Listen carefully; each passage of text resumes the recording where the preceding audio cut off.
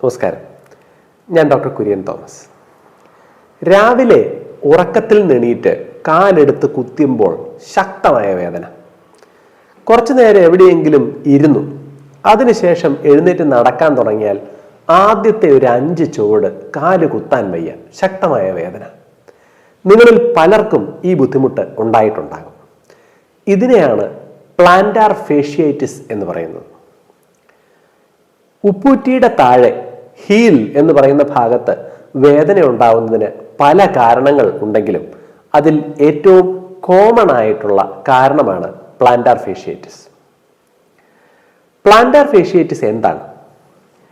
നമ്മളുടെ കാലിൻ്റെ ഉപ്പൂറ്റിയുടെ താഴെ തൊലിക്ക് കട്ടി കൂടുതലാണ്.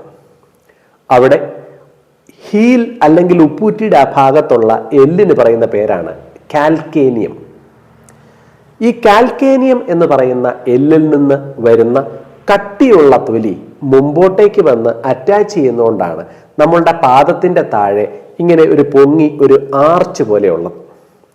നിങ്ങളുടെ കാലിലേക്ക് നോക്കിയാൽ കാല് പരന്നല്ല, അതിൻ്റെ മീഡിയൽ ഉൾഭാഗത്ത് ഇങ്ങനെ ഒരു ആർച്ച് ഉണ്ട്.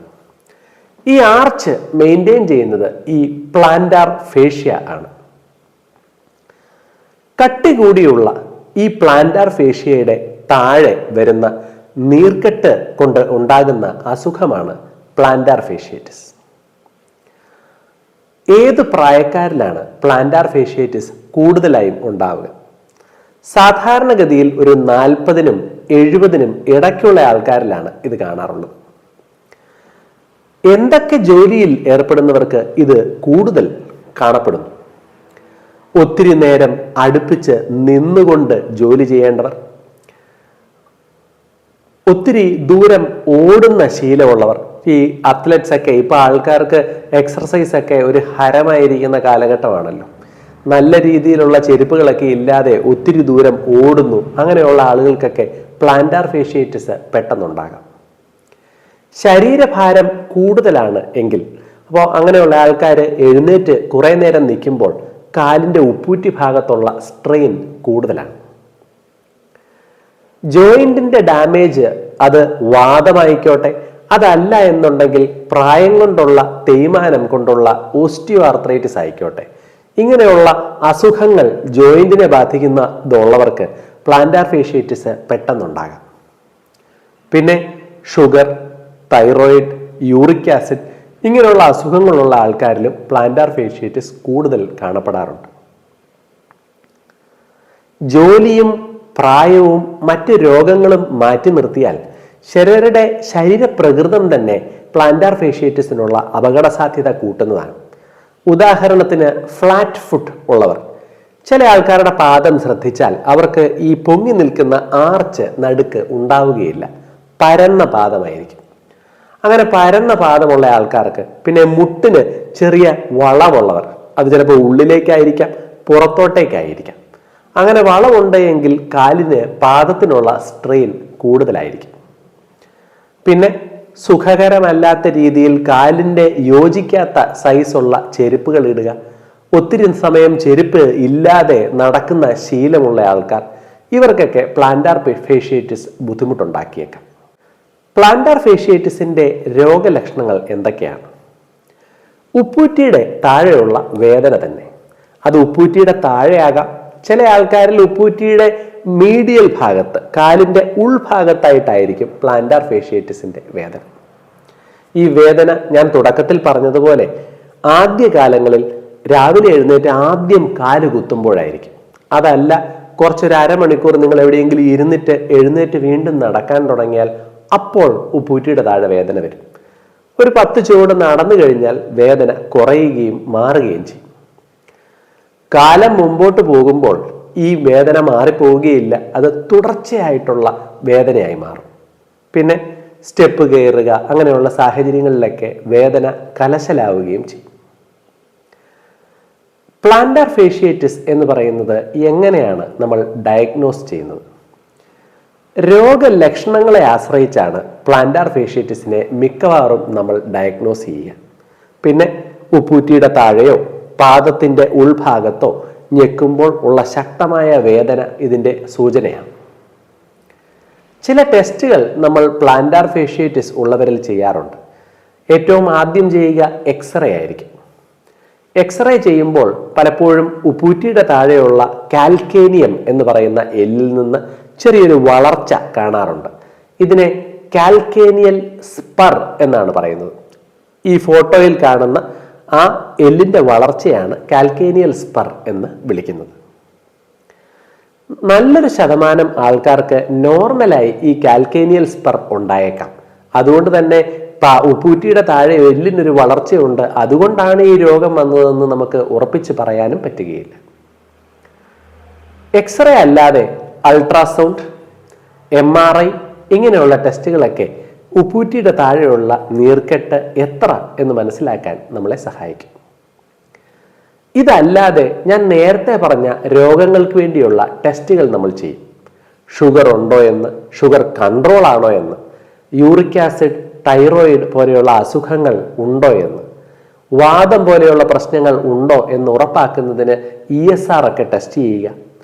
പ്രായം കൊണ്ടുള്ള തേയ്മാനം ഉള്ളവരിലാണെങ്കിൽ കാൽഷ്യം, കൊളാജൻ പോലെയുള്ള ചില മരുന്നുകൾ കൊടുക്കുക. ഇതെല്ലാം പ്ലാന്റാർ ഫേഷ്യേറ്റിസിനുള്ള ചികിത്സയ്ക്ക് ഒപ്പം ചെയ്യേണ്ടതാണ്. ഇനി നമുക്ക് പ്ലാന്റാർ ഫേഷ്യേറ്റിസ് എങ്ങനെ ചികിത്സിക്കണം എന്നതിലേക്ക് വരാം. ഏറ്റവും പ്രധാനപ്പെട്ടത് ജീവിത രീതിയിലും കുറച്ച് മാറ്റങ്ങൾ വരുത്തുക എന്നുള്ളതാണ്. ഒത്തിരി സമയം അടുപ്പിച്ച് നിൽക്കുന്ന ആൾക്കാർ ഇടയ്ക്ക് വിശ്രമിക്കാൻ ശ്രമിക്കുക. ദീർഘദൂരം ഓടുന്നവർ, എക്സർസൈസ് ചെയ്യുന്നവരൊക്കെ കാലിന് സപ്പോർട്ട് കൊടുക്കുന്ന നല്ല ചെരുപ്പോ ഷൂസോ ഒക്കെ ഉപയോഗിക്കുക. കാലിൻ്റെ മുകളിലുള്ള സ്ട്രെയിൻ കുറയ്ക്കുന്നതിനായി ശരീരത്തിൻ്റെ വെയിറ്റ് കുറയ്ക്കുക. യൂറിക് ആസിഡ്, തൈറോയിഡ് അങ്ങനെയുള്ള അസുഖങ്ങളുണ്ട് എന്നുണ്ടെങ്കിൽ അത് ചികിത്സിക്കുക. പിന്നെ നമ്മൾ ഉപയോഗിക്കുന്ന പാദരക്ഷകളിൽ ചില വ്യത്യാസം വരുത്താൻ പറ്റും. പ്ലാന്റാർ ഫേഷ്യേറ്റിസ് ഉള്ള രോഗികൾക്ക് പലപ്പോഴും നമ്മൾ മൈക്രോ സെല്ലുലാർ റബ്ബർ എന്ന് പറയുന്ന ഒരു വസ്തു വെച്ച് ഉണ്ടാക്കുന്ന ചെരുപ്പുകൾ ഉപയോഗിക്കാൻ പറയാറുണ്ട്. അത് വെറുതെ മെഡിക്കൽ സ്റ്റോറിലോ ചെരുപ്പ് കടയിലോ പോയി വാങ്ങിച്ചാൽ പോരാ, നിങ്ങളുടെ പാദത്തിന് യോജിക്കുന്ന ഷേപ്പിൽ അത് ഉണ്ടാക്കിയെടുത്ത് ഉപയോഗിച്ചാൽ MCR ചെരുപ്പുകൾ തീർച്ചയായിട്ടും പ്ലാന്റാർ ഫേഷ്യേറ്റിസിന് കുറച്ച് സമാധാനം നൽകുന്നതാണ്. പിന്നെ പുറത്തൊക്കെ പോകുമ്പോൾ ചെരുപ്പ് ഇട്ടുകൊണ്ട് പോവുക എളുപ്പമല്ലല്ലോ. അതിന് സഹായിക്കുന്നതിനായി സിലിക്കൺ ഹീൽ പാഡുകളുണ്ട്. ഈ പടത്തിൽ കാണുന്നതാണ് സിലിക്കൺ ഹീൽ പാഡ്. ഇത് ചെരുപ്പിൻ്റെ അല്ലെങ്കിൽ ഷൂസിൻ്റെ ഉള്ളിലേക്ക് ഇട്ടാൽ അത് പാദത്തിന് ഒരു സപ്പോർട്ട് തരും. വെറും ചെരുപ്പ്, സ്ലിപ്പേഴ്സ് ഇടുന്ന ശീലമുള്ള ആൾക്കാരാണെന്നുണ്ടെങ്കിൽ അവർക്ക് കെട്ടിവെക്കാവുന്ന രീതിയിൽ സിലിക്കൺ ജെൽ ഉള്ള ഹീൽ സപ്പോർട്ടുകളും ലഭ്യമാണ്. കറക്റ്റ് സൈസ് ഉള്ളവ വാങ്ങിച്ചാൽ നന്നായിരിക്കും. ഇനി നമുക്ക് മരുന്നുകളിലേക്ക് വരാം. സാധാരണഗതിയിൽ തുടക്കകാലത്ത് വേദന കുറയുന്നതിന് ഒരു കോഴ്സ് വേദന സംഹാരിയോ ചെറിയൊരു ഡോസ് സ്റ്റിറോയിഡ് പോലെയുള്ള മരുന്നുകൾ നമ്മൾ രോഗികൾക്ക് കൊടുക്കാറുണ്ട്.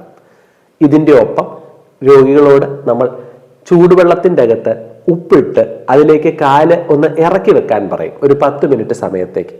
അതിനുശേഷം നല്ല വെള്ളത്തിൽ കഴുകി കാല് തുടച്ചതിന് ശേഷം ഉപ്പൂറ്റിയുടെ താഴെയും പാദത്തിന് ചുറ്റുമായി വേദനയ്ക്ക് സഹായിക്കുന്ന രീതിയിലുള്ള ഡൈക്ലോഫിനാക് എന്നൊക്കെയുള്ള കണ്ടന്റ് ഉള്ള ചില ജെല്ലുകൾ അപ്ലൈ ചെയ്താൽ പ്ലാന്റാർ ഫേഷ്യേറ്റിസിന് സൗഖ്യം കിട്ടാൻ സാധ്യതയുണ്ട്.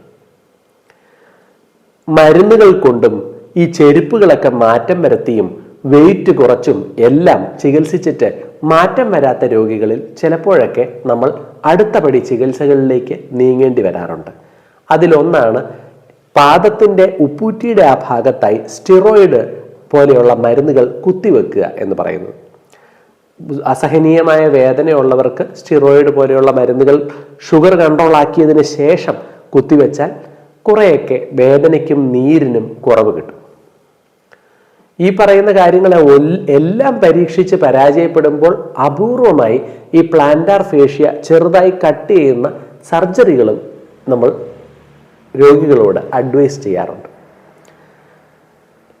മരുന്നും ഓപ്പറേഷനും കുത്തിവെപ്പും എല്ലാം അല്ലാതെ തുടക്കകാലത്തിൽ തന്നെ നല്ല രീതിയിൽ കൈകാര്യം ചെയ്താൽ പിന്നെ കാലിൻ്റെ സ്ട്രെച്ചിങ് എക്സർസൈസസ്, പാദം കുറച്ച് മുമ്പോട്ടേക്കാക്കി സ്ട്രെച്ച് ചെയ്യുന്ന എക്സർസൈസുകൾ ഈ പ്ലാന്റാർ ഫേഷ്യയ്ക്ക് ഒരു റിലാക്സേഷൻ കൊടുക്കാൻ സഹായിക്കും. ഒത്തിരി വഷളാക്കാതെ തുടക്കത്തിൽ തന്നെ നല്ല രീതിയിൽ കൈകാര്യം ചെയ്താൽ പ്ലാന്റാർ ഫേഷ്യേറ്റിസ് അങ്ങ് മാറിപ്പോകും. എന്നാൽ ചെറിയ വേദന ഞാൻ സഹിച്ചേക്കാം എന്ന് പറഞ്ഞ് അതിനെ പരിഗണിക്കാതെ ഇരുന്നാൽ പിന്നെ ചികിത്സിച്ച് മാറ്റാൻ ബുദ്ധിമുട്ടുള്ള ഒരു രോഗമായി പ്ലാന്റാർ ഫേഷ്യേറ്റിസ് മാറും. നന്ദി.